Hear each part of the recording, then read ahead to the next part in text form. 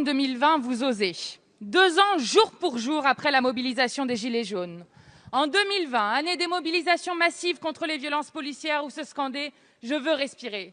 En pleine pandémie de coronavirus, en plein confinement de nos libertés, vous osez.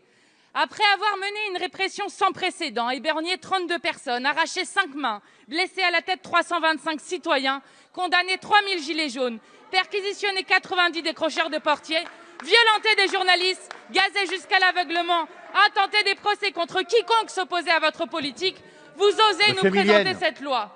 En 2019, Emmanuel Macron énonçait déjà la colère.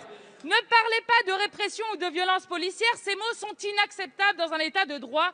Je refuse ce terme. Donc, pas de mots pour décrire cette réalité. Et maintenant, pas d'image. Pas d'image, pas de preuves. Pas de preuves, pas de violence policière. Pas d'image, pas de scandale Benalla. Pas d'image, pas d'enquête sur la mort de Cédric Chouviat.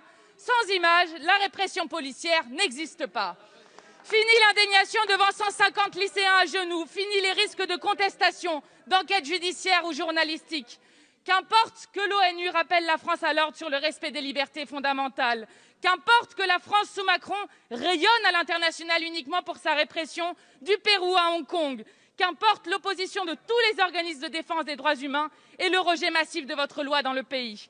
Nous serons donc filmés avec des caméras portables, scrutés avec des drones, identifiés à travers la reconnaissance faciale. Citoyens, souriez, vous serez tous surveillés, mais pas les policiers. Je vais vous dire, vous êtes en guerre contre le peuple, incapable de répondre à l'urgence sociale, écologique et sanitaire.